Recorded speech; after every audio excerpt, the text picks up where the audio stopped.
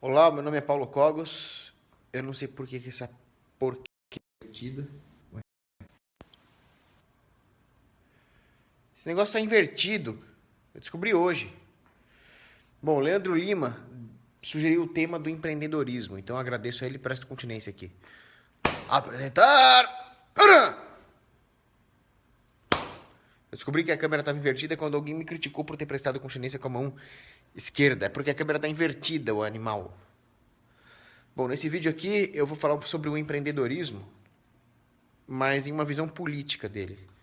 Posso falar também da parte econômica, que é parte integrante de qualquer análise política, só que a bateria está acabando e eu não tenho carregador aqui. Saco. Eu odeio essas coisas. Bateria, conexão, internet. Alguém tem que resolver isso pra mim. Divisão de trabalho. Tem 5, eu vou esperar chegar a 10 para começar a falar do tema. Enquanto isso, eu posso cantar alguma musiquinha aqui.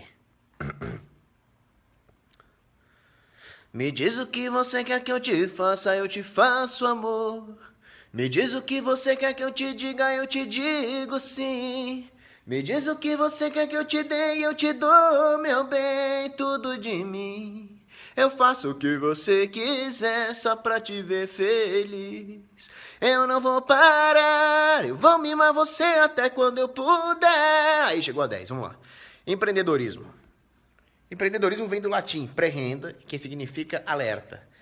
Então significa que um agente na economia não precisa ser um capitalista dono de meios de produção, qualquer agente propositado, ou seja, qualquer ser humano, objeto de estudo da praxeologia, pode empreender. Significa que ele está alerta aos usos dos recursos na sociedade e ele vai tentar modificar como esses recursos são alocados para explorar oportunidades de lucro, tendo em vista a previsão de demanda do consumidor. Qualquer um faz isso, um mendigo faz isso. Ele vê que tem um cruzamento movimentado, ele vem com o chapéuzinho dele para ganhar moeda, isso já é um ato empreendedorial. Simples assim. Então, se você é um funcionário, se você é uma dona de casa, se você é um estudante, se você é um vagabundo, você já está empreendendo. O vagabundo ele dá imenso valor para o tempo livre dele, tá? É um ato empreendedorial também. Pode estar errado. O empreendedor pode errar na sua previsão. O Estado não é um empreendedor, pelo menos no sentido convencional do termo. Por quê?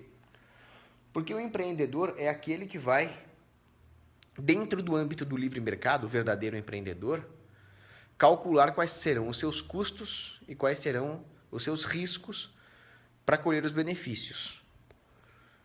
Isso tem lógica dentro do livre mercado, ou seja, dentro de um ambiente onde ele não pode socializar os custos dos seus erros e onde ele tem grande probabilidade de colher os frutos do seu acerto. Quanto mais desenvolvido é o mercado, quanto mais sofisticada a economia de uma sociedade, mais fáceis ficam as previsões, já que as informações são mais confiáveis e o sistema de preços tem uma melhor capacidade de transmissão da situação econômica. E também, dado o ambiente de proteção da propriedade privada, é mais fácil que ele colha, guarde e usufrua os frutos do seu sucesso. O Estado não faz isso. O Estado é um bandido. O Estado agride a propriedade privada, socializando os custos, e se der merda, economicamente falando, ele pode taxar a população mais ainda, ele pode expandir a moeda. Então isso não é o verdadeiro empreendedorismo. Mas o Estado também pratica empreendedorismo verdadeiro. É o empreendedorismo político. Então o Estado tem um plano de negócios, um business plan. Qual é o business plan do Estado? É a expansão do poder. O sucesso do Estado é a desgraça da humanidade. Como o Estado faz isso? De muitas maneiras, mas ele tem que fazer uma combinação certinha ali de repressão e propaganda para que ele tenha sucesso. Então o Estado também procura uma maneira de conceber uma estratégia de forma a escravizar a população. É uma forma de empreendedorismo que gera ganhos para o Estado e perdas para a sociedade.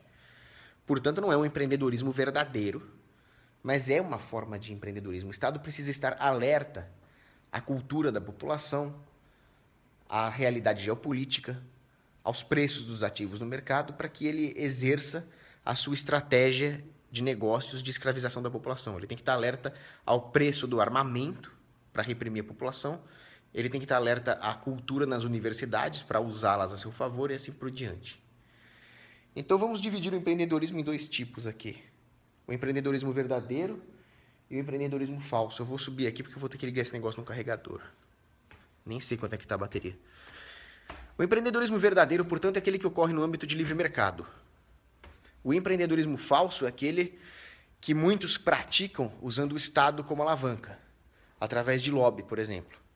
Então, se um empreendedor pratica lobby junto ao Estado, para regular algum setor, alguma coisa do tipo, nós vamos chamar de empreendedorismo falso. O empreendedorismo verdadeiro, ele tem uma característica agorista. E o falso, uma característica estatista. Por quê?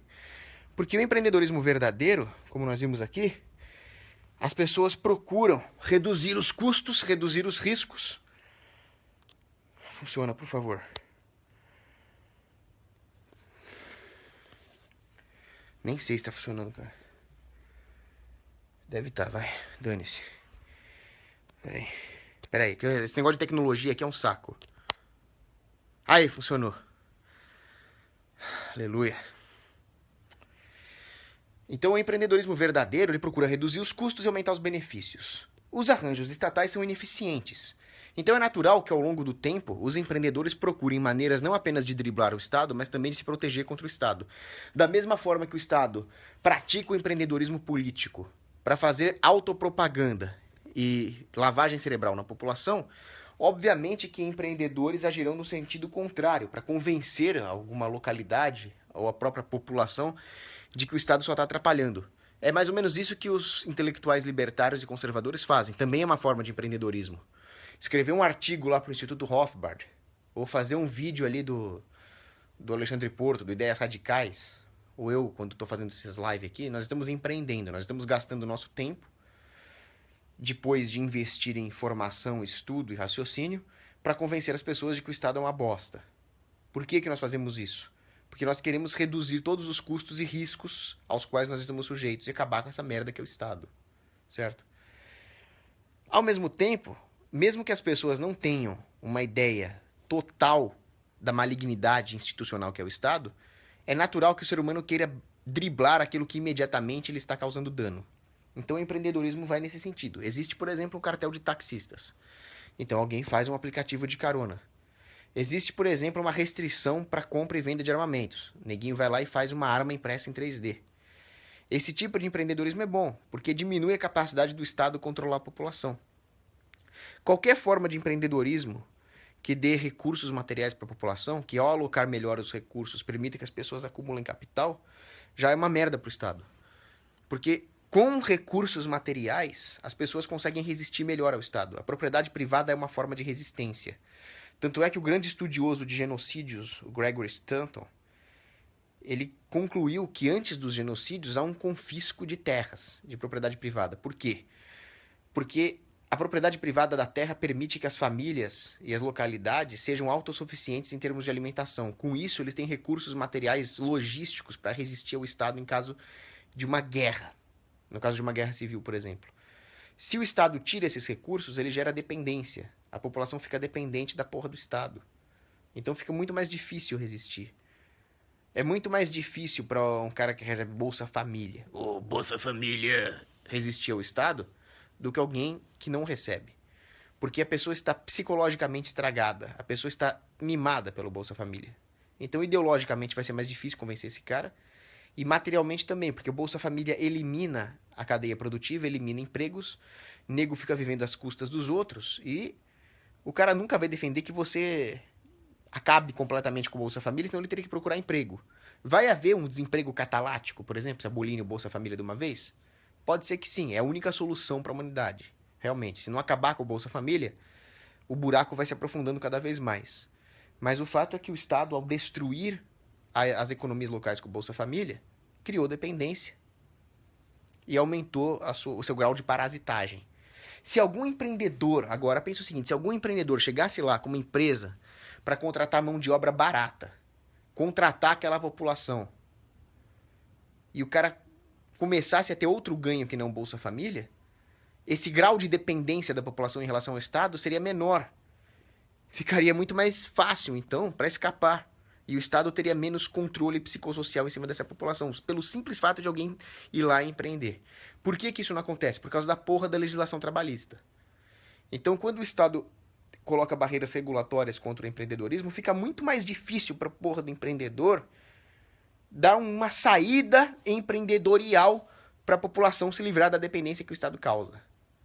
Por isso que o Estado impede o empreendedorismo. Muito liberaleco de merda chega lá e fala o seguinte: escuta, não dá pra entender porque o Estado tolhe o empreendedorismo, o país inteiro perde com isso, arrecada-se menos impostos. Puta, quando eu escuto essa, dá vontade de dar um tiro no cara, mano. Então eu vou ser um político racional, eu vou deixar o país crescer, eu vou tirar as barreiras do empreendedorismo. Ô filha da puta!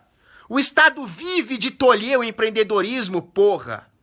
Aí você vai chegar lá com o seu livrinho do Hayek, lá no Congresso, os caras vão pegar esse livrinho do Hayek e vão enfiar na tua bunda, rapaz.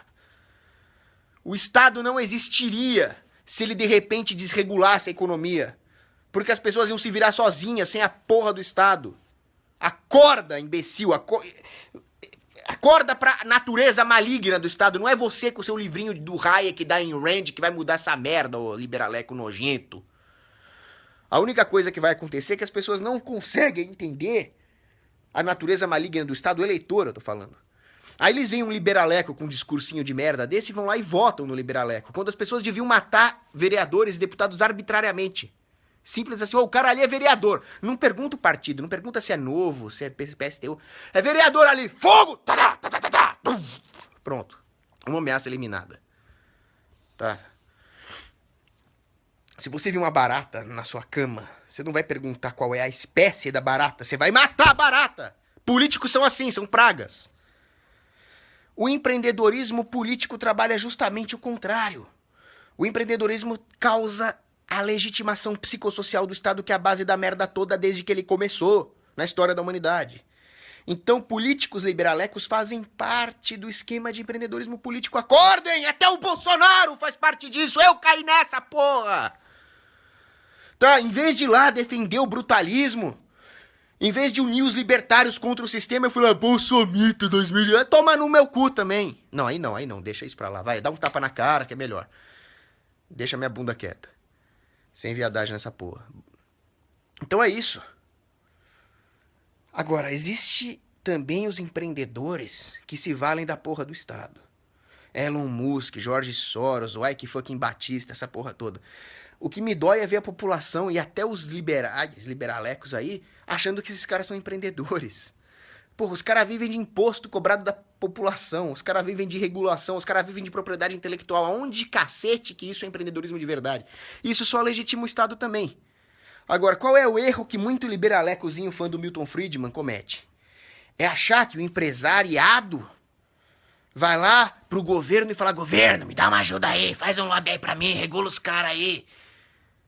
E aí o governo acaba cedendo e faz. E, portanto, nós precisamos de um governo honesto, de um governo probo, de um governo preocupado com a população, um governo que jamais vá se aliar aos corporativistas safados. Bom, o cara que fala isso tem que morrer, cara. Porque safado todo mundo é. Todos os empresários são safados, os empregados são safados, os mendigos são safados. Todo mundo é safado. Todo mundo é pecador. A única pessoa concebida sem pecado foi Virgem Maria. Agora, o Estado, ele cria todo o aparato institucional, todo o aparato de incentivos, todo o aparato até praxeológico para que a merda aconteça. E sendo o Estado composto dos piores seres humanos, e mesmo que não fosse, mesmo que por um acaso lá estivessem pessoas boas, o que é impossível também, eles criam a possibilidade institucional do lobby antes que os empresários façam esse lobby. Os empresários jamais fariam lobby se não houvesse essa possibilidade institucional criada pela existência do Estado, pelo monopólio da justiça, porra. Quem fala isso é o Gary North. O Gary North foi no ponto. Os friedmanitas falam, não, o empresário faz a merda e o Estado cai. Não, o Estado cria a possibilidade da merda de propósito. Aí o empresário cai. O empresário cai na tentação do demônio estatal e faz o lobby. Aí o Estado regula todo o setor. É claro, os primeiros a morrerem serão os pequenos empresários, os consumidores, o peão, o empregado. Esses vão se fuder primeiro, é sempre assim. Depois, sobra um setor concentrado com algumas empresas, aí vão morrendo outras empresas, até formar um oligopólio. E esse oligopólio, ao impedir a criação de novos empreendimentos, de nova formação de capital bruto, de concorrência, de mais salários para os trabalhadores, de produtos melhores e mais baratos para a população, depaupera a população e aumenta o poder do Estado. Claro, a população depauperada é mais fácil de ser controlada. Aí você cria o Leviatã. Até que o Estado vai lá e coletiviza tudo. Aí a sua grande corporação se fode também. Até que sobra só uma grande corporação, que é o próprio Estado. O Estado é uma corporação, o Estado é uma empresa. O Estado é uma empresa criminosa. Ah, no anarcocapitalismo vai surgir uma empresona abusadora. Já surgiu, imbecil. Você chama Estado e você apoia essa porra. Porra. Então esse é assim que funcionam as coisas. Agora vamos ver as perguntas aqui. Não sei se eu fui profundo o suficiente no tema. Bruno Daniel pergunta o que eu acho do Sebrae. Eu não sei o que é isso, mas eu já impliquei com a sonoridade da sigla Sebrae. Se eu fosse ditador, eu aboliria o Sebrae sem saber o que é, só pela sonoridade da palavra. Sirene da polícia, não sei. Tomara que seja pra matar estuprador. Boa noite aí. Obrigado aí, Gus White.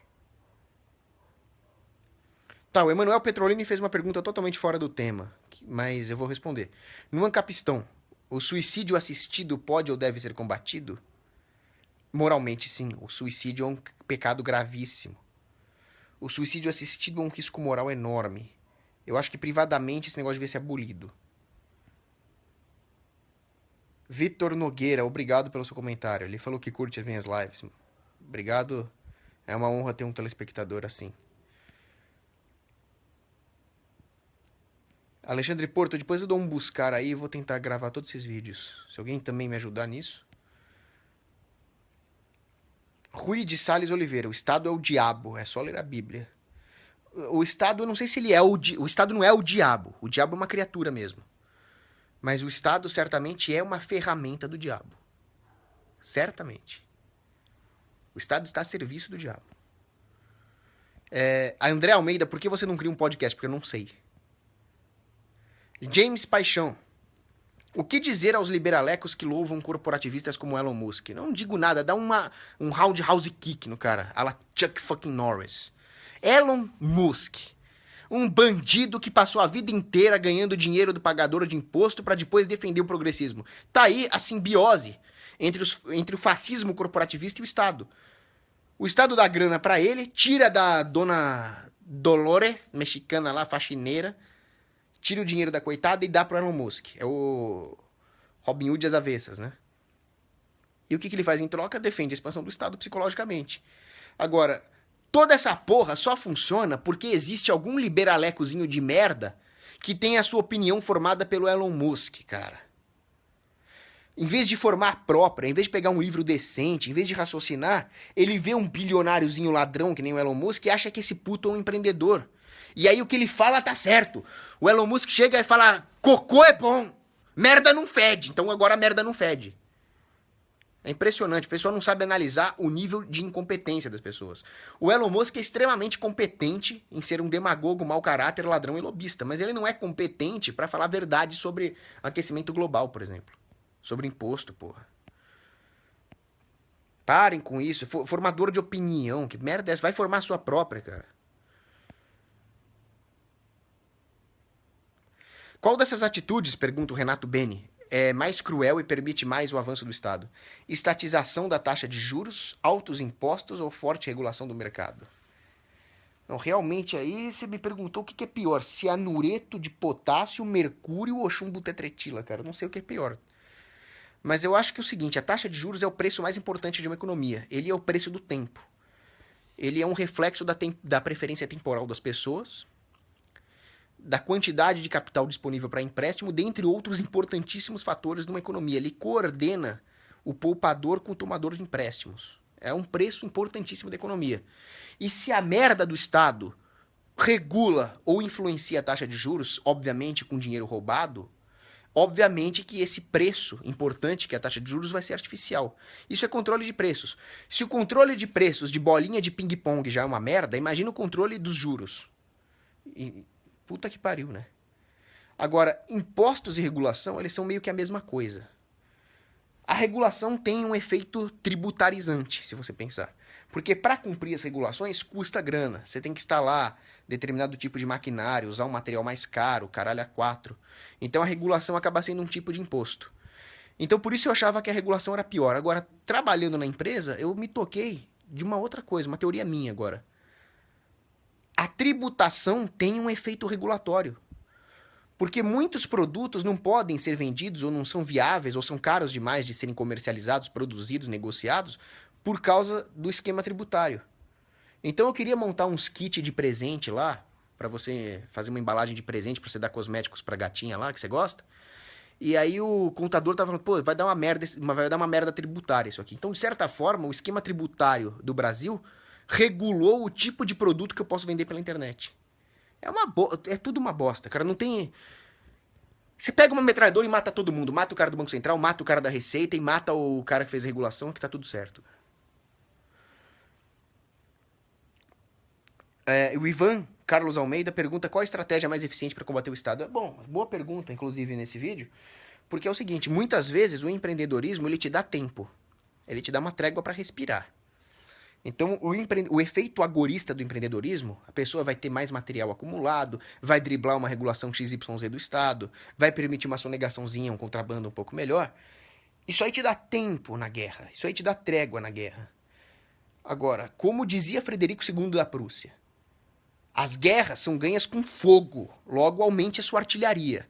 Então, muito bem, você tem agorismo, você conseguiu driblar uma regulação do Estado, é como se você atravessasse um rio e fugisse das tropas inimigas. Agora aumenta a sua artilharia, caceta. Nós só vamos derrotar o Estado o dia que nós metemos bala no Estado. Como é que o Estado domina a sociedade? Lastro em chumbo. Força de um canhão. Como é que nós vamos derrotar o Estado? Com florzinha, com discursinho, com Van Hatten? Com Bitcoin? Com homeschooling? Alguns são até contraproducentes, o Van Hatten, essas merdas de liberal aumenta o poder do Estado. Outros te dão trégua, te dão tempo para respirar, como o Bitcoin e o homeschooling.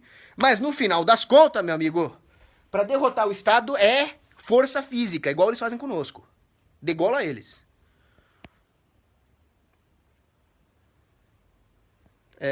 Wellington Lopes, você conhece boas técnicas para driblar as regulações e impostos e conseguir sobreviver no empreendedorismo aqui no Cuzil? Se eu conhecesse, eu estaria gravando essa live aqui na Califórnia, no Texas. Na Califórnia não, que lá é um bando de maconheiro progressista. No Texas, em Miami, no Panamá.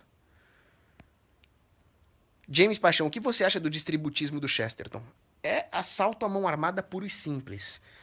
O Chesterton tem bons comentários, mas ele é fraco comparado a gente muito melhor que ele. Por exemplo, São João Crisóstomo. São João Crisóstomo dá um pau no Chesterton. Esse sim é um grande intelectual, doutor da igreja. Pra você ter ideia, doutor da igreja tem uns 30 e poucos, em 2000 anos de cristianismo.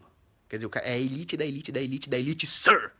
O São João Crisóstomo falava o seguinte: se você arranca dinheiro das pessoas para fazer essa sua suposta caridade, primeiro que isso não é caridade. Segundo que você tá matando a disposição das pessoas em fazer caridade. Você tá ensinando a imoralidade para elas. E a primeira coisa a ser feita é ensinar a ética, a moralidade. Essa é a base da civilização. O problema não é o material. Você vai roubar material de um para dar pro outro, você não tá ensinando merda nenhuma. Você não tá construindo uma civilização, você tá destruindo a civilização. Então, o distributismo do Chesterton, como nós, economistas austríacos, sabemos, vai causar mais pobreza ainda. E o São João Crisóstomo ainda complementa com essa base moral da civilização. É outro nível, cara. Chesterton é bom, mas perto desses doutores santos é um coitado. Schweizer William, cara, corporação é bela e moral, ele diz. Quem é contra não pode se chamar capitalista. Cara, você é o problema, cara. Você é o problema. É por causa de gente igual a você, Schweizer, que nego nos acusa de sermos idólatras das corporações. As corporações são merda. As empresas são merda. Os capitalistas são merda. O ser humano é merda. Corporação é bela e moral. Elas fazem o podre delas também, elas têm a sua parte no crime. O Estado, no final das contas, é uma corporação grande. É uma corporação criminosa e grandona. Só isso que o Estado é. Com um belo departamento de marketing. Agora, as corporações, quem é que impediria que elas se tornassem um novo Estado? Eu não sei, acho que nada impediria. Se tivesse anarcocapitalismo, talvez voltasse o Estado de novo. A única coisa que talvez poderia nos impedir disso é nós começarmos a pegar no pé das injustiças. Você vê uma corporação cometendo injustiça, acaba com eles. Parte do pressuposto de que o cara vai fazer merda. Senão, vai voltar o Estado. Com um puta departamento de marketing. Luiz, é necessário abolir o Ministério e a Justiça do Trabalho? É necessário bombardeá-los com caças bombardeiros, armados com bombas guiadas a laser, de preferência a Father of All the Bombs da Rússia. Mata todo mundo, cara. Já... Tem que matar, mano. Tem que matar. Ivan Carlos Almeida. Como educar os filhos para serem anarcocapitalistas? Primeira coisa, se você quer que seus filhos sejam anarcocapitalistas, primeira coisa, cara. Primeira medida. Peraí. Cacete de conexão. Tava com 60 telespectadores. Agora essa merda caiu pra 36. Lixo. Lixo puro. Isso é Wi-Fi ainda. Bom, como eu tava dizendo, como é que você faz para educar os seus filhos a serem narcocapitalistas? Primeira coisa, condição necessária. A Bíblia é sagrada. Sem isso aqui não vai. Tá, tem até gente que é narcocapitalista sem a Bíblia. Mas se quer garantir é com isso. Segunda coisa, ensina a moralidade para eles. Mas ensina a moralidade mesmo, ética. Não vem com Ayn Rand pra cima deles. Egoísmo ético, essas besteiras. Não, você quer usar um argumento para eles? Fala em Levinas, por exemplo, grande filósofo. O Levinas fala, não, o problema é que as pessoas querem primeiro estabelecer uma linha cognitiva, racional, epistemológica para depois falar em ética. Não, a ética vem primeiro. Essa é a grande sacada do Levinas. Ensina esse negócio para ele. A sua relação com o outro tem uma hierarquia. A ética em primeiro. A epistemologia vem depois. Por quê? Porque a ética, no final das contas, é baseada na fé. E a fé é o melhor sistema epistemológico que existe. Daí a importância, de novo, da Bíblia.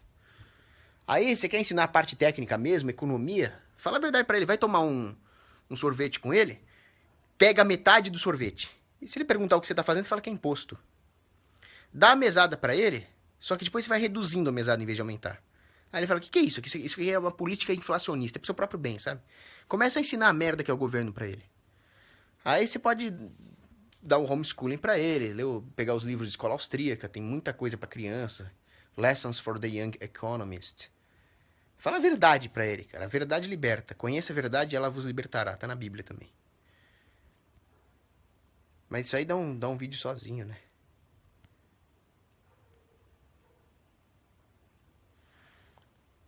Bom, o Luiz Gustavo Machado pergunta sobre a malignidade da Justiça e do Ministério do Trabalho. É muito mais maligno do que nós pensamos. Qualquer economista sabe que isso prejudica, principalmente, os trabalhadores menos capacitados e os empreendedores menores, gera concentração de mercado, cai os salários, os produtos são piores, tem menos investimento. Isso aí qualquer economista sabe.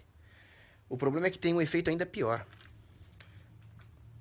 Geralmente, no ambiente natural sem Estado, a relação entre empregador e patrão é igual aquela música do...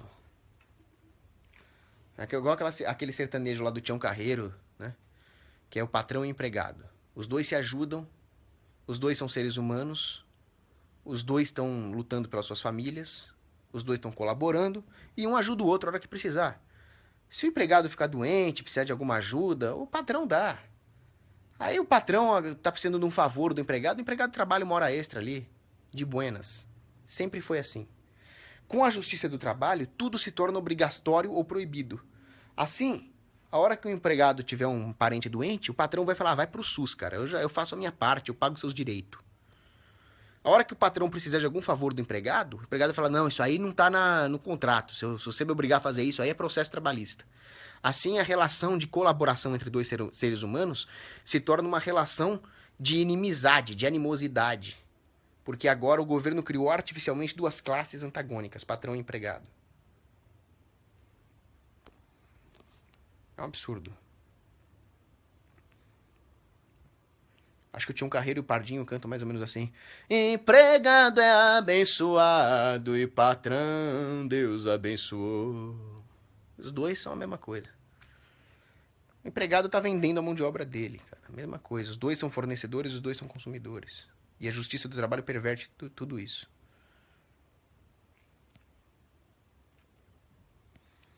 Maneiras de sonegar no Brasil existem? Tem várias, cara. Eu não conheço muitas, não.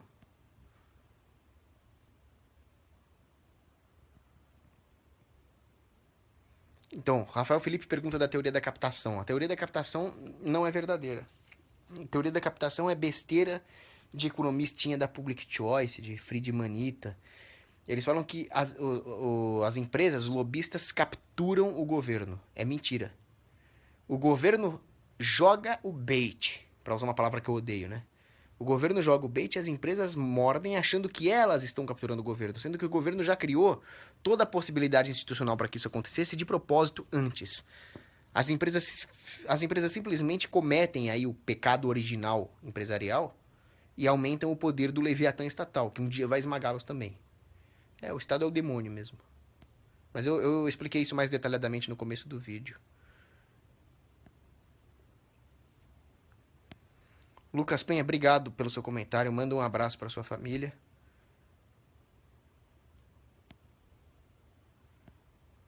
Leandro Lima pergunta... Aliás, Leandro Lima, espero que você tenha visto o começo do vídeo aí, que eu prestei continência para você, porque você deu a ideia do tema. Quem foi o maior agorista Quem é o maior agorista da atualidade? Eu não sei, sabe por quê? Porque eu diria que o maior agorista da atualidade nós não o conhecemos. Porque se nós o conhecêssemos, o governo também conheceria e ele estaria morto. Mas eu diria que o Edward Snowden foi um bom agorista.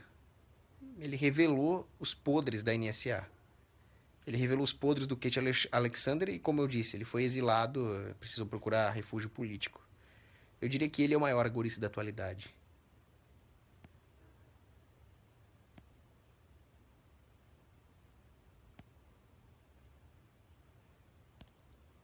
Léo Valentini vai estudar, cara, na boa. Sua pergunta não merece nem resposta. Ninguém aqui adora estátuas. O católico não adora estátuas. Ele tem devoção aos santos representados pelas estátuas. E na Bíblia Deus manda construir imagens. Vai ler a Bíblia. João Bart, como o keynesianismo gera crises? Isso aí dá um vídeo sozinho, mas é um bom tema para o próximo vídeo, eu vou guardar.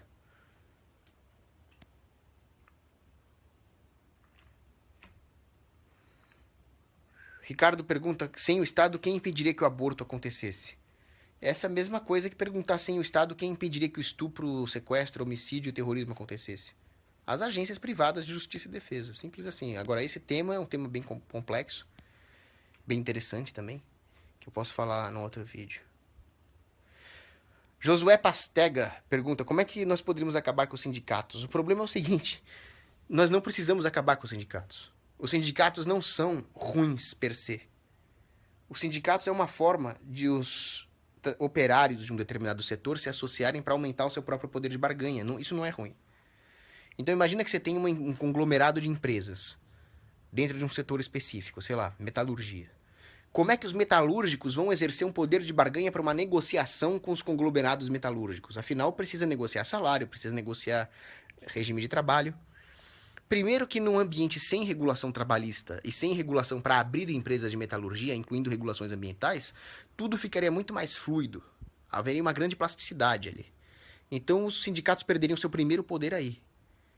O indivíduo teria mais poder de barganha isoladamente, num ambiente sem regulação, num ambiente mais plástico do ponto de vista do mercado de trabalho, de forma que os sindicatos perderiam até o seu apelo com os funcionários. Agora, se os sindicatos não tiverem poder para tributar os próprios sindicalizados, como existe hoje, né? Contribuição compulsória, e se as agências privadas de defesa impedirem que os sindicatos agridam o fura-greve, o sistema se adapta sozinho. Os sindicatos vão fazer um serviço melhor pelos seus sindicalizados, que é a negociação das melhores condições, porque vai haver concorrência entre sindicatos. Vai haver concorrência entre sindicatos e indivíduos também. Vai haver concorrência entre as empresas, já que vai haver uma pressão desses sindicatos melhores.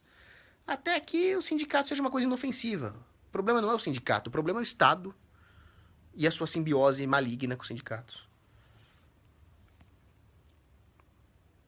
Renato Beni, você acha que um capistão vai chegar enquanto ainda estivermos vivos? Cara, eu sou pessimista, eu acho que só vai piorar. Acho que vai chegar um estado mundial, igual é previsto em Apocalipse. E vão perseguir todo mundo, vão matar cristãos. Vai ser um inferno aqui. A felicidade tá lá em cima. Mas o fato é o seguinte, nós temos que lutar agora, hoje, pelo Ancapistão. Não interessa se vai ter ou não. Interessa que nós temos que fazer o que é certo, o que é justo hoje. É a mesma coisa. O Lacon Bilaus falou bem sobre isso uma vez. Ah, mas o anarcocapitalismo não é utópico, você acha que vai ter? Cara, o anarcocapitalismo é ético. Você não vai agredir, você não vai violar a propriedade privada e acabou, cara. Se vai ter uma sociedade assim, não interessa.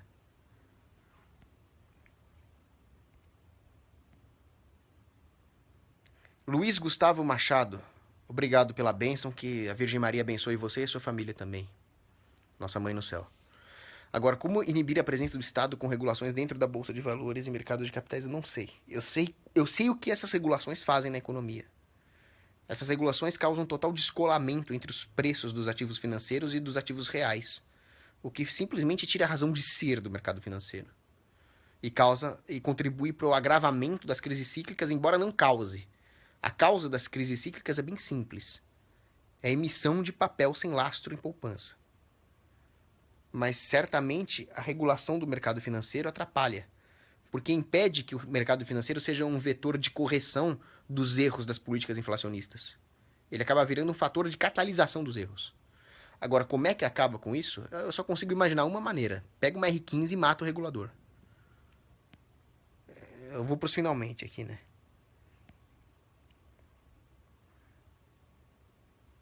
Gabriel Portugal, o Estado aumentando imposto sobre bebidas para reduzir consumo. Tem que bater, né? Isso aí vai fazer as pessoas consumirem álcool gel. Simples assim. Mas depois eu posso fazer um vídeo só sobre regulações, sobre esse tipo de coisa. É que eu tô com um pouco de pressa agora, mas é um bom tema para o próximo vídeo. Grande Matheus Samadello, nós já brigamos muito aí, mas é um bom sujeito. Ricardo Pires pergunta se o céu é anarcocapitalista. Eu não gosto do termo anarco, porque significa que não tem autoridade, né?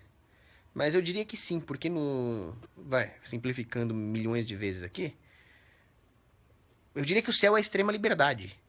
Porque no céu se desaprende a pecar, o pecado te escraviza. Você vai ter a total inclinação a servir a Deus. Então não vai haver nenhum problema, nenhuma inclinação contrária à lei de Deus. Você vai ser totalmente livre.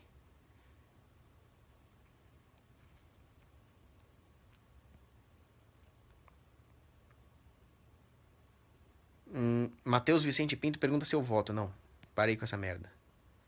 Parei de usar drogas. Parei com essa mania de achar que eu vou lá apertar um botãozinho e tô fazendo alguma coisa. O pessoal vai igual carneirinho lá. Deus te abençoe, Gabriel Portugal, obrigado. Bruno Arão, fale sobre o conceito de preferência temporal. Vou falar bem rápido. A preferência temporal basicamente diz o quanto você está disposto a preterir um bem no presente para um ganho maior no futuro. Logo, não faz sentido falar em preferência temporal negativa, né? Por que você preteriria um benefício presente para ter algo ainda menor no futuro? O problema é que as instituições malignas bancárias, FMI, o Banco Europeu, eles trabalham com taxas de juros negativas. Essas taxas de juros negativas são ridículas. Elas destroem todo o fluxo de investimento de uma economia. E elas causam as tais crises cíclicas. A preferência temporal depende de muitas coisas. Principalmente do grau de elevação moral da população. O quanto que a pessoa é elevada moralmente. E depende também da perspectiva de risco, da incerteza de regime. Então, quanto mais estável for a proteção da propriedade privada, menor, ou seja, mais baixa, né, a preferência temporal. Portanto, maior a propensão a investir em longo prazo. E assim a economia cresce. Quanto maior a preferência temporal, pior. E o governo, por causar incerteza de regime, por expandir a moeda, por fazer toda a merda que ele faz contra a propriedade privada, causa um aumento da preferência temporal, principalmente a democracia. O que é democracia? Aliás, isso é uma coisa que eu quero falar nesse vídeo, cara. Democracia, porra! É a pior forma de comunismo que já inventaram. A democracia é o próprio governo do demônio. O Estado é uma ferramenta do demônio, mas ele atinge a sua plenitude maligna, por assim dizer, na democracia. Significa que a sua propriedade privada está sujeita ao pitaco de todos os não proprietários da sociedade, mas não que eles se juntem para pegar a sua propriedade privada. porque a população não tem capacidade de se coordenar. Eles simplesmente são assim manipulados por uma elite política cujo interesse é a destruição da soberania do indivíduo. A democracia é o demônio, cara. Você sabe o que as pessoas deviam fazer? Elas deviam voluntariamente abdicar da democracia. O que é a democracia? É o seu direito de, através dessa ferramentinha humilhante que é o voto, você foder com a propriedade privada do próximo. Não, nós temos nossos direitos numa democracia. O seu direito é o direito de foder a propriedade privada do próximo. E você não ganha nada com isso. Quem ganha é o governo que manipula as massas, o seu carneirinho. Eu abdico do meu direito de foder a propriedade privada do meu irmão. Certo? Então enfiem a democracia no olho, do meio, do miolo, do núcleo do cu. Não quero votar. Eu não quero mexer com a propriedade privada de ninguém, então não mexam com a minha. Porra! Tomar no cacete, ó, bando de democrata filha da puta. Rafael Rabelo Botequia. Obrigado pelo elogio, Deus te abençoe também. No homo, Gabriel, por favor. O Ivan pergunta se todas as guerras são comandadas por bancos centrais. Não. Às vezes a treta sai por causa de um balde, como aconteceu a pior guerra da Idade Média, foi por causa de um balde. Mas certamente os bancos centrais amam a guerra. E as piores guerras acontecem por causa dos bancos centrais.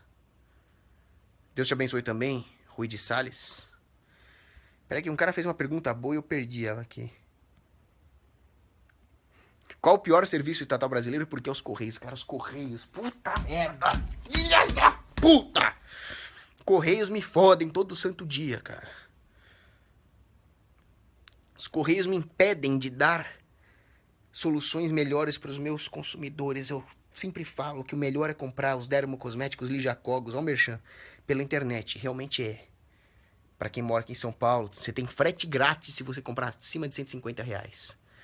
O problema é que seria muito mais barato se não fosse essa merda de monopólio dos Correios.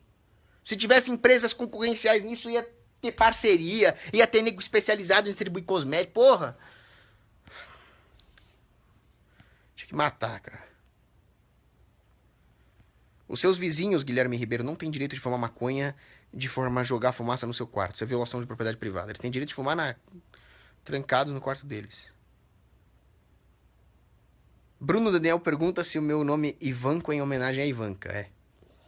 Matou. Vitor Sá, ele pergunta se eu poderia falar um pouco sobre monopólios naturais em um vídeo. Os monopólios naturais é um conceito da economia mainstream, que é um conceito absurdo. Eles dizem que chega um ponto em que a economia de um ciente que uma empresa monopolize esse setor. Só que aí essa empresa monopolizando o setor vai praticar preços de monopólio e qualidade de monopólio. Então preços altos e qualidade baixa. Aí eles caem numa puta de uma contradição, né? Se é eficiente só ter uma empresa num setor, por causa da redundância dos equipamentos e assim por diante, como é que você vem dizer que os preços deles e a qualidade deles são ineficientes? Você não falou que era eficiente? Dá pra processar esses caras? Só cai essa merda. Os caras da Anatel tinham que morrer, cara. Todos. Todos. Absolutamente todos. Pior que eu conheci um cara da Anatel que ele era peixe do Instituto Mises. Como é que um cara desse dorme à noite? Ele sabe a merda que ele faz. Tinha que escravizar todos os membros da Anatel, obrigá-los a quebrar pedra e minerar amianto o resto da vida miserável deles. Nem sei onde é que eu tava agora, cara. Sim, o meu nome Ivanco é uma homenagem a Ivanka. Você matou a pau. Eu tava nos monopólios naturais. Bem lembrado. Pergunta do Vitor Sá. Então, monopólios naturais, não caia a conexão, não caia. Os monopólios naturais. Como é que esses caras do mainstream falam que o arranjo do monopólio natural é eficiente e ineficiente ao mesmo tempo? Então ele é o arranjo mais eficiente e não é? Então, qual a justificativa de merda que eles dão? Eles falam, por exemplo, TV a cabo ou encanamento para água. Como os encanamentos podem ser usados, dois encanamentos de empresas diferentes seriam redundantes, então é melhor que tenha uma empresa só. Só que aí ela vai fazer preços altos, então o governo tem que regular. Primeira merda que os caras dizem. Por que eles acham que o monopólio vai ser melhor ao ser regulado por outro monopólio? Simplesmente o monopólio vai impor um preço que não seria o praticado no mercado, o que vai impedir, aí sim que vai impedir de uma vez a entrada no concorrente. Então os caras são retardados. Eles falam, tem que ter um monopólio para regular o monopólio. Puta merda, cara. Que vontade de bater num cara desse. Segundo, que o fato de ter sistemas redundantes não é o fim do mundo. Se uma empresa pratica preços abusivos, preços de monopólio, está ruim para o consumidor, você coloca outro encanamento, outra fiação para TV a cabo, que eles também dão um exemplo, e pronto, você vai ter fios e encanamentos redundantes. E daí, foda-se. Agora você tem concorrência. A concorrência, nesse caso, é eficiente. O benefício da concorrência supera a redundância do encanamento ou da fiação? Ótimo, então vai ter. Outra coisa, você pode simplesmente trocar o seu encanamento, as válvulas, de forma a receber o suprimento de outra empresa de água. Qual o problema? Você pode fazer a mesma coisa com a sua fiação. Então o empreendedorismo técnico também resolve o problema da redundância de equipamentos para monopólios naturais que, portanto, não existem. Você pega, por exemplo, a cidade de Baltimore. No século XIX, tinham 7, 8 empresas de esgoto, de gás, que eles hoje falam que é monopólio natural, concorrendo entre si. Aí vem o governo, agora quem manda aqui sou eu. Agora só tem uma e é uma merda. E pior. Você pega, por exemplo, água, que eles falam que é monopólio natural. No Japão, eles privatizaram, reduziram o desperdício ali em 70%, barato assim. No Chile também é privado, é o sistema mais eficiente da América Latina. Quando é público, cara, além de ser ineficiente, eles ainda te botam fluoreto na água, cara.